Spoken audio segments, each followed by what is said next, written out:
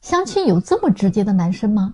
最近呢，有一个92年的男生哈，他来找我匹配嘛，他条件挺好的，很快呢就给他匹配到一个95年的女生，他们俩见面了哈。见面之后呢，聊得还不错，彼此呢都挺有眼缘的。于是呢，男生就跟女生说哈，我觉得你是我见过的最满意的一个姑娘，你觉得我怎么样呢？女生说哈，我觉得你挺好的，不过我们还没有那么了解嘛，可以再接触接触再说。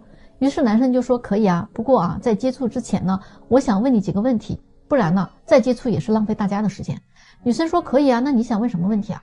结果男生就说你介不介意我们互查一下开房记录和就诊记录，这样就可以了解得更快一些啊。女生说我不介意啊，这个可以的。男生没有想到女生会同意哈，就很高兴的说，那我接下去呢还有2个问题呢，你别太介意，如果你不想回答也可以啊。他说我想问一下你有没有过同居史，另外一个问题就是哈，你有没有打过胎。姑娘脸色突然就变了哈，她可能也是忍了很久了，嗓门一下子提高了8度，说你这个人哈是不是有病啊？相亲这么直接问别人的隐私的吗？我为什么要告诉你呢？你现在还不是我的什么人好不好？是不是有点太过分了？难怪你相了30多个女生全部都失败了，你活该你知道吗？结果这个男生说哈，怎么着我还不能有自己的选择吗？我就是不能接受一个女生跟一个男生玩累了，然后呢就找一个老实人结婚当接盘侠，然后呢还来操控我们家3代的积蓄啊，给你买房买车送彩礼哦，还得给你优渥的生活，凭什么呀？反正我做不到，我就是不想接受那些同居过的女生，跟离了1次婚有什么区别呀？如果还堕过胎那就不用说了啊，我宁愿这辈子不结婚，我也不找这样的，我就是觉得膈应。大家觉得这个男生到底是有病呢，还是人间清醒呢？最近呢有一个粉丝问我啊，他说有多少女人离婚之后呢又想复婚的？其实这样的人啊还是不在少数啊，只不过呢要看他的运气怎么样了。之前我接待过一个45岁的女博士啊，事业有成，风韵犹存。她离婚了，带着16岁的女儿一起生活。她刚来找我的时候心气儿特别的高，要求找一个学历跟她差不多的，形象气质也得不错的，并且只接受比自己小5岁和大5岁之间的男士，身高必须得180以上啊，当然经济条件更不用说了啊，得有多套房产和7位数以上的存款。她觉得自己的条件很好，所以呢配得上这样条件的男士。她说她的前夫比她大15岁啊，现在呢自己正当年，但是老公已经太老了。虽然对自己也挺好的啊，而且知识还挺渊博的，内涵也很丰富啊，谈吐也很高雅，但是就是身体不太好啊，思维啊可能守旧了一些，总之在各个方面啊都跟不上了。所以呢他提出了离婚。这位客户啊，虽然我匹配起来非常困难，但是不管怎么说人家是客户啊，所以我尽心尽力帮他找。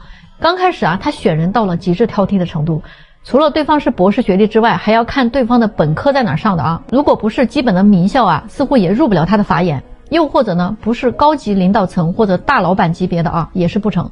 总之呢挑来挑去的啊，结果是什么呢？那些能达到他全部要求的男士确实是有的，但是无一例外全部都拒绝了他，有的连面都不愿意见。后来呢他就把条件啊稍微降下来了一些啊，说要不然呢就找一个年龄比自己小一点的，条件呢也不如他的啊，但是呢那必须得长得好。于是呢我还真给他匹配到了一位这样的男士啊，1.80米的身高，硕士学历啊，在一家金融机构呢做管理的，也是离异的，比他小5岁。可是啊他们大概交往了半年啊，这个女士呢又过来找我了啊，说这个还是算了啊，不想继续交往了。我一问才知道啊，她说这个男士呢倒是愿意跟她结婚，对她呢也不错，唯一的问题就是啊对方收入不高，消费方面根本跟不上她的档次，两个人出去吃饭也好旅游也好都是女士在掏钱。刚开始呢他是处于好感啊，都不在乎，但是时间一长啊，他就觉得这个男人除了这个皮囊啊就没有什么地方可以吸引他了。而且呢他越来越感觉这个男人就是想吃软饭的。因为最近有一次啊，这个男的接了一个项目啊，想让他呢投资几百万。虽然这些项目的真实性呢他背后做了调查，确实是真实的，但是他觉得对方的胃口太大了，如果投个10来万啥的啊可以帮一下，这么多钱啊他是不会投的。但是两人的关系突然陷入了尴尬，于是呢他就结束了跟这位男士的交往。经过这一次啊，他还是希望能找个经济条件好一些的。可是后来呢我又陆续给他介绍了几位，又是一样的啊，被人家拒绝了，全部都被拒绝了。就这么着啊，折腾了大半年，他终于累了，开始想念他的前夫，想念之前一家人在一起的时光了。他觉得呢前夫除了年龄之外啊，哪儿啊都比这些人强100倍。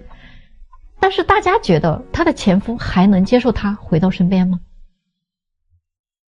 今天啊，我不得不来说一下了啊，有的单身的男人啊，也挺让人无语的，条件很好很优秀啊，但是他就是脱不了单。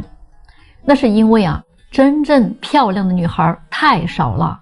我经常都会碰到一些30-40岁以上的单身男人来跟我说，我不要求女孩子的工作有多好，我也不要求女孩子的收入有多高，我更不看重学历，我就连她的家庭背景我都可以不在乎，我只要求她呀长得漂亮就行了。今天我就来跟大家讲一个事实啊，其实他说的要求呢确实不过分，但是呢问题是啊，大哥啊，你还是不太了解实际情况的。首先那种人见人爱的天然美女啊，她确实是非常之少的，她比年收入7位数的男孩啊还要少得多。你不得不承认啊，美女她只占到了女生总体量的 20%啊，就像那些优质的成功男人一样，也只占到了男人总体量的 20%。那这一小撮人呢，是那 80% 的人心之所向的，他们都想得到这 20% 的人群里的人，所以才会竞争非常的激烈。那么不论男女啊，你如果不在这个群体里，真的没有必要去跟人家竞争。你有什么实力呢？还有一种男生啊，会在颜值的基础上啊，还要加上对方的学历好啊，家境好，那你就更完蛋了。不是没有这样的女生，而是这样的女生啊，根本看不上还在半山腰的你。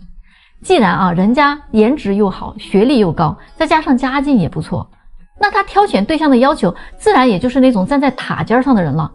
你确实也很优秀啊，但是优秀人却很多很多，何况呢，你还没有站在塔尖上啊，所以你是基本够不着他的啊。再者说了，漂亮的女人大部分啊都比较重物质生活，你的兜里没有银子啊，那就别上杆子上去舔了，根本不是你的菜。别搞得自己最后赔了老本啊，连手都没碰一下，你说你何必呢？还是现实一点啊，找个好女人啊就 OK 了，对吗？大龄的女生真的啊，她们是有诸多的无奈的，虽然这么说有点扎心，但是我句句都是实话。今天跟一个36岁的女生沟通，她呢1.68米的身高啊，海归硕士学历，年薪50多万。她呢说实话长得确实挺一般的，但是她从头到尾讲的话啊就非常自信，但是她又很无奈。她说姐啊，我看了你很多视频，觉得你说的很多情况啊都是事实，只不过我这个年纪的女生可能我们不太容易接受啊，我们真的是不知道啊，年龄大了这么一点点就这么难被接受了吗？我们大部分也都是为了让自己变得更优秀啊，才把自己给耽误了的。今天我鼓足了勇气啊，和你讲一讲我的心情。他说我研究生毕业的时候就已经27、8了啊，那会儿呢怕耽误学业嘛，就不太上心谈恋爱，感觉呢还是要先打拼事业的。当我事业有成了以后呢，一定能找一个更好的优秀的男生的。结果呢没有想到啊，一旦打拼事业啊，就又考这个呀，又考那个呀，考完了之后呢，就到31、2岁了。这个时候呢，我就觉得我应该找一个对象成家了。可是这时候我发现啊，事实真的很扎心。这时候很多的男生啊，他都已经不选择我这个年龄段的了。不管你有多优秀，人家都不感兴趣。就算那些我没怎么看上的，人家都嫌我年龄大。虽然人家表面上没有说，但是呢，我能看得出来啊，也能感觉得出来。所以说呢，我们到了这个年龄呢，想找一个条件好一点的，你比如说啊，也就是男生1.75米以上啊，大自己5岁以内啊，本科以上学历，年薪比我低一点都行，有个30、40万就行。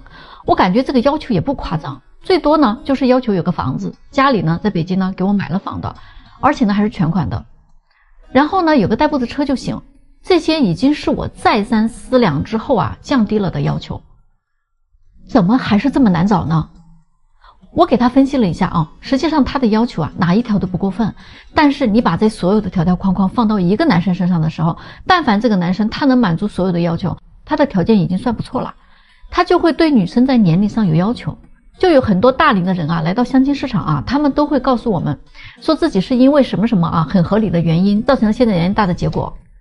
我说实话，其实根本就没有人会关心你是因为什么原因啊单到现在的。大家呢只关心啊你现在已经到了什么年龄了，担心你的生育价值了啊。条件好的男生啊已经不会考虑这个年龄段的女生了，甚至呢很多大龄的女生家长也会说，哎呀我们要找一个什么什么样的，哎我们要找一个什么样的。但是啊我真的很想提醒他，你可能不知道啊，咱们现在的这个年龄啊，女生其实基本上已经没有选择权了，选择权基本上在男生手里，我们已经没有什么主动权了。如果说啊，但凡我们看上了这个男生，往往人家就有很多的选择，不一定就会选你。你呀，换位思考一下就明白了。如果你现在是一个男生，在北京有房有车，经济条件还不错，那30出头的年纪，你自己愿意找一个30多岁的女生吗？你自己可能啊也不会愿意的。那这个道理就很简单，就是己所不欲啊，勿施于人。你换位思考之后啊，感觉自己都做不到的事情，咱啊也去强求不了别人的。35、6岁的女生，如果你还想结婚的话啊，那还是可以挽救的。当然，如果你说你对婚姻不积极，而且呢你也特别挑剔，那这样的话呢，我还是劝你放弃了啊，基本上你找不到理想型的。但是如果你能够降低要求，并且呢你也积极主动，那就再努力一把，还是有希望的。所以我发现有很多的大龄女生啊，尤其呢是学历高的那一类大龄女生，她们真的很无奈，我其实真的能理解她们，你们觉得呢？我想给大家说一说啊，怎么正确的去相亲。就有些女生啊，对于相亲她真的是有极大的误解的啊，整个认知真的是错的。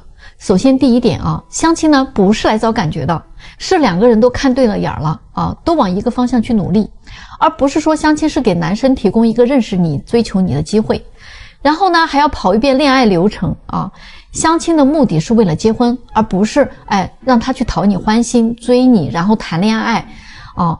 这个不是正确的相亲规则。很多的女生啊就觉得相亲，你不得追我一下吗？你不是相中我了吗？就不应该追一追吗？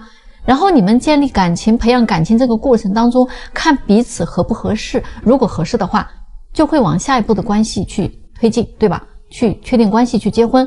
所以啊，姑娘们别太矫情了啊，别觉得就是我过来就是给你一个追我的机会，还真的不是。如果你非要给他增加难度的话，这个男生肯定就下一个了。然后第2点，相亲不用一面定生死，尽量给对方一点机会啊。那么在这个中间的话，我们排除一些极端的案例，比如说啊，这个男生是个奇葩，上来就动手动脚的，或者说呢推销产品什么等等这些。那除了这些奇葩的相亲男之外呢，比如说啊，有一些可能不能忍受的小细节上的问题啊，让你不舒服啊，或者第一印象比较差呀，或者说话呢不太投机啊。然后呢，男生呢哪句话没说到你心坎上啊，哪句话踩到你的雷啦，或者说2个人聊着聊着就相互输出价值观了啊，开始掰扯起来了，甚至是上升到了3观问题了啊。那然后呢，你觉得这个人就可以 pass 了，这种呢就是下判断太早了。因为大家都知道啊，第一印象它确实很重要，但是它并不绝对啊。很多男生真的是啊，他没有被培训过啊，他真的不知道怎么聊天，因为他首先不了解你，你们呢是陌生的朋友，想第一面就留个好印象特别难。你想第一印象就能有一个特别好的啊，能够出现一个灵魂伴侣，那这个概率实在太小了呀。要知道这个感情的培养它是一个过程，就没有那种天生对这个相亲第一次见面就拿捏得特别好的人。第一次见面的意义就是互相了解，为了促进第2次见面。所以呢，大家不要太关注那些小细节啊。如果整体上你觉得这个人人格上啊、性格上啊也没有什么大的问题，条件呢也合适，能够继续见面，那你最起码要给这个男生几次机会的。那么有些女生其实真的是很苛刻的，她觉得见第一面这个男生没有感觉，她就不会再见了。说实话哈，如果这样的相亲的话不是说不给男生机会，你是在不给自己机会，明白吗？你真的是亲手在断送自己多次的姻缘。第3点就是多给男生一些正向的反馈。如果说你相中了这个人的话你千万不要我纹丝不动，我等着男生完全主动，等他来追我，千万不要你要给男生一点信息，就是说你觉得他也不错你愿意以结婚为前提呢跟他继续交往的。那我举个例子比如说男生呢前期送你一个礼物或者说呢他精心的去安排你们的约会去非常高档的餐厅，你呢也要懂得回馈的，时不时呢主动给男生发个信息主动去约男生也给男生准备一个小的贴心礼物对吧？那完了呢，你再给男生一点信心嘛那我想说的就是这样一个道理，就是来到相亲市场的男生，如果你看上了他的条件，那么这个男生他对于追女生沟通方面他肯定是欠缺的，不然他这种条件他早就结婚了，对不对？所以你要知道，相亲当中这种条件好的男生他其实要求是特别高的，就是因为他不懂女生就是他不知道怎么跟女生聊天啊，就条件也不错的女生也有流入到相亲市场的啊，他们可能也是因为社交圈太小呀，真的不太懂怎么跟男生相处有一个女生就这样她完全活在自己的世界里跟男生相处整个就是在靠幻想靠电视剧里的情节靠那些毒鸡汤的支撑，这个太吓人了没有男生说话能说到你的心坎里他做事能做到你的心坎里的，他也不是你肚子里的虫有那么了解你吗？那这种类型的小公主真的你要提升一下情感方面的认知。对于相亲有任何问题的，比如说相亲怎么穿，怎么聊，怎么选约会的地方，怎么推进关系，我可以来教大家如何高效的去相亲，而不是无效的去相亲，太浪费时间了。按照你们那个相亲方式你就相100个都找不到老公，明白吗？恐怕未来真的是要变天了不久的将来，咱们女人可能真的要面临一个新的前所未有的竞争对手了。不知道咱们听说了没有最近马斯克呢在一次采访中说，他准备用人工智能的技术生成大量的仿真女性机器人美女。这个消息不知道会不会把那帮大老爷们给乐坏了听说那些机器人智商比人还要高，女人能做的他都能做，有思想有感情还会做家务做饭，陪吃陪喝还能陪唠嗑，功能齐全到你不可思议。他还可以用高新技术为你传宗接代的，总之只有你想不到的。所以这么优秀的美女机器人，她还不要彩礼，不要房子，不要车，不要化妆品，也不要包包转账也不用美容美体，永远都是你第一眼看到她那个样子，身材永远不会走样的你还可以根据你自己的喜好随意转换不同性格模式。女人该有的优点呢，她全都有，缺点呢就是太完美了。有了她呀，谁还会花钱娶媳妇呢？啥都能干，又听话又懂你，情商还高，基本上她能满足大部分男人对女性的个性需求。已婚的男人呢，可以用她做养眼的保姆，而未婚的男人呢，完全可以用她当老婆。你没房没车没存款，他也不会嫌弃你你生病了，他一样能把你照顾得很好。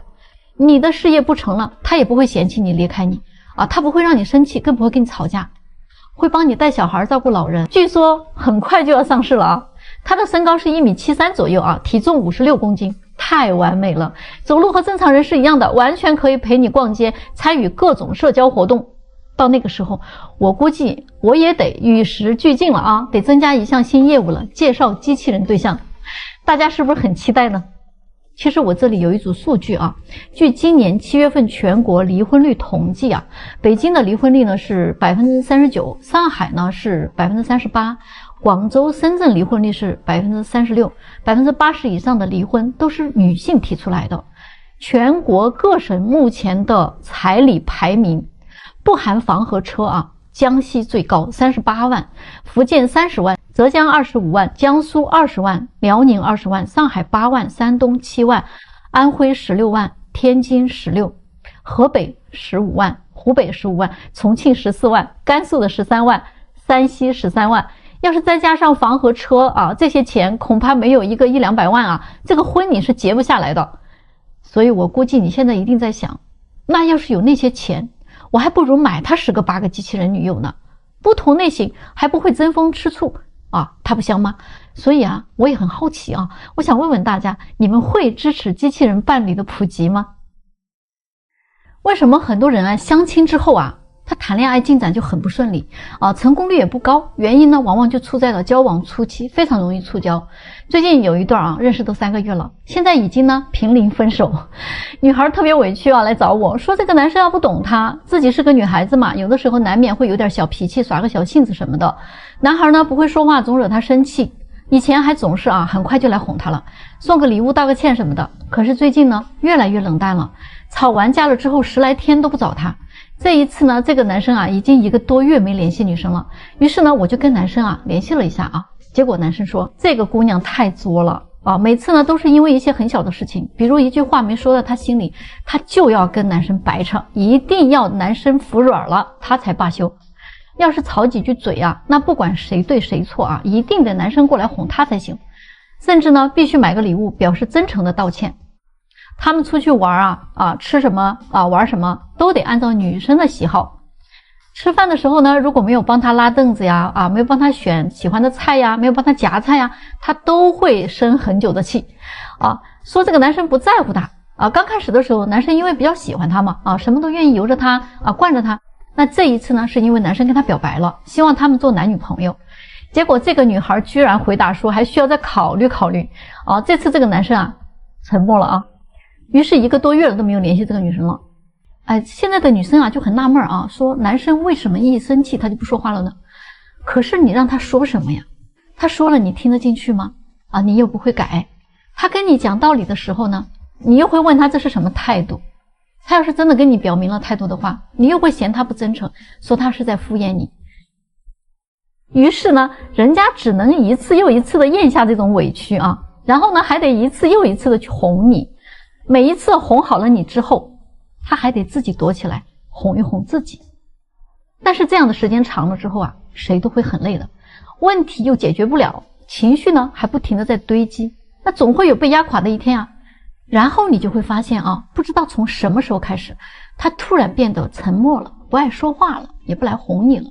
他不是变了，也不是不爱了，更不是在跟你较劲，他只是感觉到一种切切实实的心累、无奈和失望他只能一次又一次用尽全力去压抑他自己的脾气和情绪，因为他不想吓到你，也不想自己失控的时候说那些难听的话来伤你们的感情。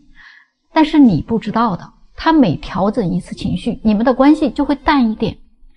不被理解和尊重的每一次他独自咽下失望和难过的瞬间，他都在往后退，直到推到不想退的那一天，你们的关系真的就散了。你明白吗？现在有很多大龄剩女虽然她学历高，工作好，但是在找对象这件事情上，真的是被现实打脸的。你会觉得又可怜又可恨。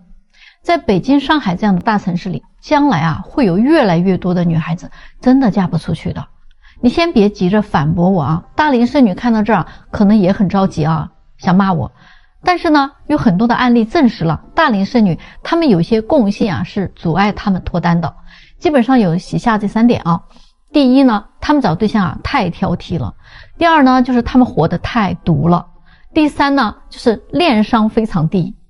你看完了之后觉得我说的不对，你再喷我我就拿前几天到我这儿来的一个33岁的大龄女生的案例来讲讲吧。其实呢，她长得还可以，颜值呢也能打个7分，在体制内上班，月薪呢有1万多。那天她来我这儿见了一个82年的男人离异的，但是年薪100万，非常优秀的男士一出来呢，他就马上跟我反馈了，说这个男士他没有看上，感觉对方没有什么眼缘，虽然有钱，但是年龄太大了，还离异的。想当年自己20多岁的时候都是那些富家子弟跟他相亲基本没有看不上的。所以如果自己找个这样的人，觉得很亏，带出去特别没面子。他觉得自己还没有沦落到要找一个离异的人，长相自己还不太喜欢，年龄还那么大。我说，那你怎么不反过来想一想一个年龄没有这么大，未婚的，年薪100万的，而且还能看着有点感觉的男人，那可能你也不是人家的菜。他想了想说，也是，现在年龄一年比一年大了确实不好找，要不呢我就跟这个人处一处试试。但是没有想到的是，这个女士太自信了。当我去问这个男士的时候人家这边根本就没有看上他。男士跟我说这位女士聊天真的特别不舒服，一坐下来就问他为什么离婚的。男士呢简单说了离异原因之后他又立马追问，那这几年你又谈了几个呢？然后为什么又分手了呢？你看看这些问题。那他第二个问题就是问人家房子有多少套，在北京什么位置，公司的1年利润大概有多少，还问男士半年了有没有结婚的打算。你说你都没有看上人家，你还问这么多东西干什么呢？这个就是他的问题情商太低了。他的这些话完全都不顾及对方的感受，都是很隐私的问题。这个就是一个女人她已经读惯了她的思维呢是很难顾及到别人的感受的。这一系列的提问问的男士很尴尬呀，实在是反感的不得了还怎么跟他有下文呢？这些大龄剩女的通病就是这样的她挑了收入挑颜值，挑了颜值挑学历，挑了学历挑资产，挑完这些她还要挑性格。然后呢他们可能好不容易挑到个满意的结果呢人家看不上她。不然呢就是相处起来太累了，因为他们生活的独立惯了啊，他们都是以自我为中心啊，往往情商很低，不会说话，不会谈恋爱，还不会处事儿。关键的是啊，他们还是小姑娘的心态啊，谈恋爱要男人追，要男人宠啊，自己呢又不主动啊，还很作，所以啊，他们处处都是失败。你们觉得这样的他们能嫁得出去吗？你知道找老婆要避开哪几种女人吗？有一个40岁的离异男士啊，再婚之后过得非常幸福啊。那他呢给我分享了几点他是怎么找老婆的。他说呀，根据他的经验啊，一定要避开以下这几种女人，基本上就不会在婚姻问题上踩坑了。第一点，要看一个女人啊能不能跟你同甘共苦，这个非常重要。他的前妻就是在他事业失败的时候啊跟他离婚的，还分走了他的房子、存款和孩子，事业走到了低谷的男人，这个时候还要去面对这种女人，给他的人生啊雪上加霜，伤口上再撒一把盐，谁受得了啊？他说其实判断这一点啊并不难，你只需要跟这种女人说，哎呀，我可能快失业了啊，我可能要破产了，我再也给不了更多的钱给你花了。如果是一个把物质看得特别重要的女人呢，这个时候啊，她不会继续在你这里耗她的时间的，她可能一天都受不了。所以这种物质女人是真的不能要的。第二种呢，就是性格太作的女人，心里想什么啊，永远不会跟男人去沟通的啊，总是让你猜。谁天天没事琢磨她脑子里想什么呀？一吵架就跟你提分手啊，这种女人啊，结婚以后就动不动会拿离婚来威胁你。男人要不断的用挽留啊来证明对她的爱，不管对还是错啊，只要是吵架了，永远都是男人来哄她，不哄就说你不爱她，你要是不哄啊，不挽留啊，她就不肯罢休，然后啊把男人的这个耐心啊都磨光光啊，最后你们的感情啊也就磨完了。第三种女人就是情绪不稳定的女人，这种女人特别可怕啊，她非常情绪化啊，一句话不对啊，上来马上就提高嗓门，拉开跟你吵架的阵势。在她的认知里，男人就得顾着她，顺着她，让着她，那才叫男人呢，那才叫爱她呢。如果娶了这样的女人啊，那必定是2天一小吵，3天一大吵。如果有了孩子，这个日子还怎么过呢？你们说是吧？第4种啊，巨婴女人，就是我们常说的啊，妈宝女、公主病。现在太多这样的女人了，哪怕走到了40岁啊，她还要回家跟父母撒个娇呢。跟男人相处呢，你什么都得照顾他啊，他在家里啊只负责貌美如花，你必须负责赚钱养家，你还得会干家务，会哄他。一个男人娶了她呀，就娶了个祖宗回家，那没辙呀，谁叫你娶了他呢？那你就得伺候他。人家说了，我是女人得给你生孩子呀，你不就得付出一切吗？看看我爸妈是怎么对我的，你就应该怎么对我，那才是对的。所以啊，看一个女人适不适合结婚啊，就看这几点啊，一个不物质的，能跟你同甘共苦的女人，一个能接受你的缺点，包容你错误的女人，一个能给你温暖和理解，能把家里啊营造的甜蜜温馨的女人，一个愿意和你携手共进白头到老的女人，一个心地善良的女人。你们说对吗？来，星星亮一个啊。有好多的女生都不知道自己是怎么莫名其妙的被捧杀了的。什么意思呢？就像一个人他中了一次彩票，他就觉得自己啊一定一直都能中彩票，这太可笑了啊！之前我这里啊有一个93年的女生啊来我这儿找对象嘛，啊她学历呢还挺好的啊，是个硕士啊，身材呢也不错，有1.68米的身高，但是啊短板也不少。首先虽然是身材比较好，但是呢她脸长得不好看啊，皮肤也比较黑。总之呢不在大众的审美线上，而且呢她家境也很一般的外地普通农村家庭的孩子，可是她自己却非常的自信啊，让我们必须给她介绍富二代或者创一代，还得长得帅啊，最好是北京本地的。她说自己的前男友就是富二代，而且长得还帅，学历也高，谈了2年分手。我问她是啥时候谈的，她说是在大2的时候谈的，一出校园就分手了，说男生家里边啊不同意他俩交往。我一看啊，他那个学校是个理工大学，而且他学的还是 IT 啊，那我就明白了嘛，这个姑娘啊，就她的长相啊，可能在农村这个小范围里边呢还是比较出众的。就这么着啊，长大之后呢，她又上了一个男多女少的大学，男同学啊追求她的必然就多嘛啊，现在呢她还做着一个 IT 方面的工作啊，又是男多女少的行业。总之呢，身边的男生啊她都看不上啊，觉得太普通了，还有比她年纪小的男生追求她，她都不同意。所以呢她自己认为自己真的是太出众了啊，所以她的志向啊就是自己不能嫁给那些平庸之辈的，一定要实现财富的飞跃。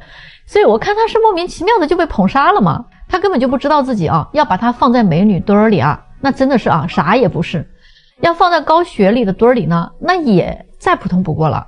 在北京吧，满大街都是硕士啊，要论家境呢，那就更没有什么亮点了。甚至对于优质男人来讲啊，可能还有点减分。工作和收入就是普普通通的吧。所以啊，刚开始啊，我真的不知道是谁给他的自信啊，要找这么好的条件的男生。后来我明白了，还是没有自知之明啊，还是没有被现实打压过呀。于是我就劝他啊，尽量降低一点要求，找个各方面比自己条件好点的男生就得了。人家死活不同意啊，要跟我杠，非要那样找。后来啊，我给他介绍了几位啊，他认为很满意的男士，都是见了第一面就再也没有第二面了。好几个男士连微信都不跟他加。这姑娘在后来就问我嘛，她说为什么在生活中她能遇到条件好的男生追求她，可是呢来相亲了反而这样条件的人看不上她了。我很明确的告诉她啊，你不知道啊，在男人的世界里谈恋爱和找老婆根本就不是一回事儿，你懂了吗？现在的年轻人找对象啊，真的是谁也看不上谁啊，谁也不服谁啊，都觉得自己呢是 No.1 啊。他们各自对对方的要求还很多，彼此还不能达成共识啊！你们就看啊，现在的单身男女啊，真的满地都是，但是怎么还有那么多人单着呢？他们是真的找不到吗？真的不是，主要的问题是现在的男女啊，想法很对立，好多的问题根本聊不到一块去，还三观相合呢。我看他们三观都不住在一个星球上啊！你比如说啊，男生啊，现在他不愿意追求女生，因为追求就代表着要请客、要吃饭、要送礼、要发红包、要转账，还要跪舔、要讨好。大家都是爹生娘养的，都是父母疼大的，凭什么我就得那么惯着你啊？而且现在追求女生的成本也很高啊！现在男生都会算账啦啊！如果追一个女生需要3个月，平均一个月要花1万块钱的话，那就是3万了，一年下来啊，10几20万，没准啊最后都没戏啊！那这些钱不是都打水漂了吗？所以说啊，男生为了降低他的损失啊，他只会越花越少，甚至他不花了。这个就是为啥啊，男生现在谈恋爱啊变抠了。他们说啊，能处就处啊，不能处就拉倒了。反正啊，我这辈子只给3个人花钱，我妈、我老婆和我女儿。这话真的没毛病。如今追女生啊，都变成了一场风险极大的投资，可能亏得一塌糊涂。总有一些倒霉的男人啊，他约了很多女人，最后都没成。可是呢，约会、见面、吃饭、送礼这些钱，全部都是他在承担呀。那你们说这种亏本的买卖，还有谁愿意干呢？但是女生的想法啊，可就不一样了啊！女生想的是，你追求我的时候啊，不得拿点诚意出来吗？我不需要你那些虚情假意的嘘寒问暖早安晚安的，那都是渣男。我也不需要你给我画大饼嘴上说的再好听，也不如你拿点实际行动出来。如果刚认识你的时候你都那么小气，那以后结了婚，那是不是更抠门啊？这种小气的男人，我别说跟你结婚了，就连跟你谈恋爱的机会我都不给。舍不得给我花钱的男人，那说明他不爱我。那我还跟他交往什么呀？对吧？说白了啊，就是得给他们花钱才行得通。还有吧，2个人刚认识的时候啊，女生总是想啊，咱能不能多聊聊天啊，找找感觉，再出来见面吧。这天都还没有聊好啊，见什么面呀？那男人想的可不是啊，男人觉得那面都不见，还聊什么天呀？哪有那么多天好聊啊？聊啥呀？还有啊，关于那件事情啊，女生想的是，你啥都还没有对我付出，你还想碰我啊？想白嫖啊？没门儿！就算你付出了一点，那我也得看你诚意有没有到位。就女生她有一种纯属是交易的感觉了。但是男生想的是我饭我也请你吃了礼物我也给你买了，转账你也收了，怎么碰一下都不行啊？总之我真的见过那种花了不少钱，最后连女生的手都没碰到一下的男生。最后女生都说不合适所以呢，现在基本上没有男生愿意去追女生了。大家都应该知道爱情其实它是双向奔赴的，互相看得上就接触，看不上就拉倒。你别用那些慢热、仪式感、什么礼物这些东西为理由，让男生一味的去为你付出，这个真的不叫爱，这个只是在索取嘛。你们到底弄明白了没有呢？觉得我说的对了给个小心心再走现在的男女相处有几个真相是这样的。第一点，如果一个女生她真的爱你，是不会舍得乱花你的钱的。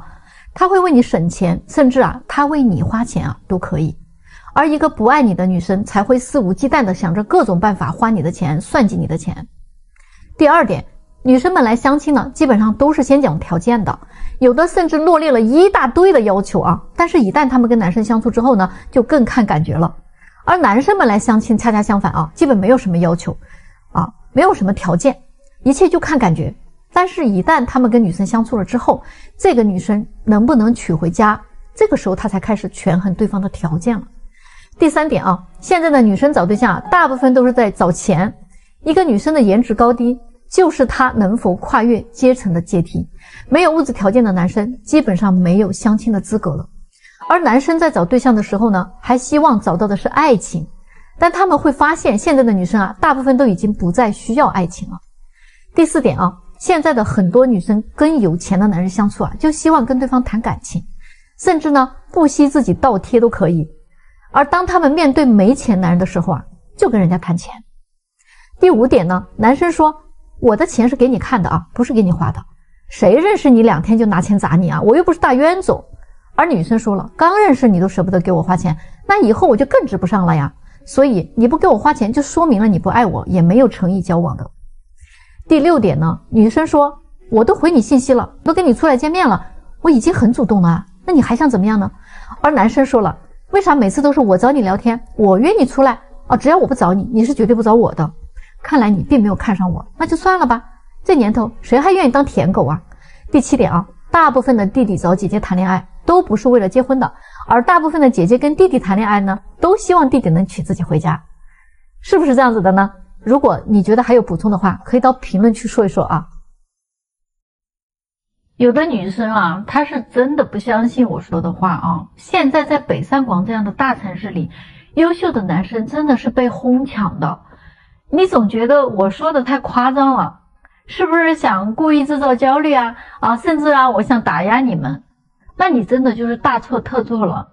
当你还沉浸在你的所谓的矜持里，还陶醉在你所谓的慢热中，那个你中意的男生早就被那些积极主动有眼力的女生给抢走了。你不信啊，我就给你讲个最近的案例啊。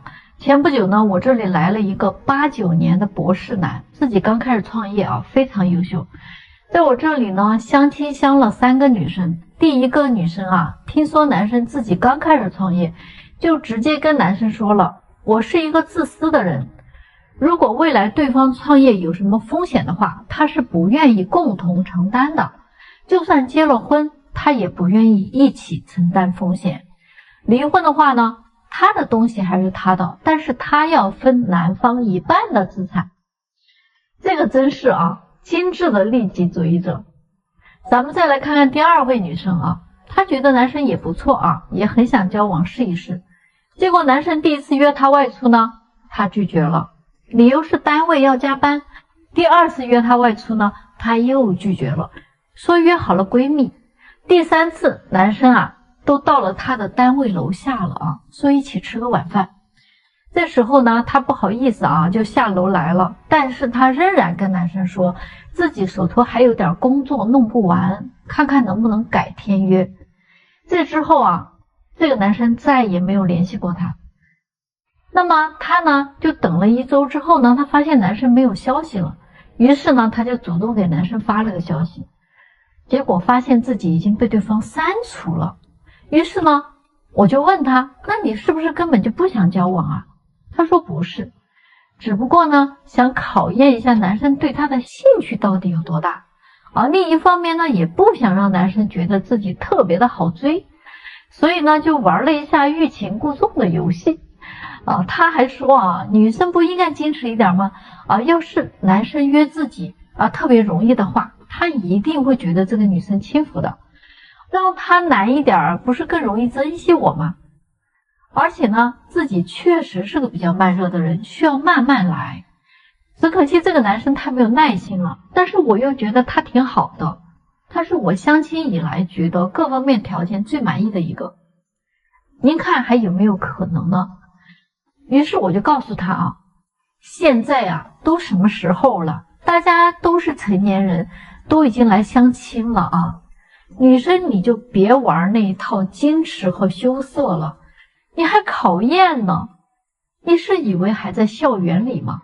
第3个女生跟前2个女生真的完全不一样，她非常主动坦诚，一直跟男生在积极的互动，主动聊天约会，见面的次数也挺多。结果呢，男生说这3个里边性格最好的就是这个女生，最起码人家的认知和行为都属于正常人。最后啊，他选择了第3个女生啊。所以咱们来看看啊，第一个女生纯属自私，还没有眼光，对吗？这么优质的潜力股啊，白白给扔了。第2个女生完全就是作，现在还有哪个男生有那个精力跟你慢慢磨呀？那你是哪位天女下凡呢？所以啊，你还在左顾右盼的时候，好的男生早就已经跟你擦肩而过了，你们说对不对？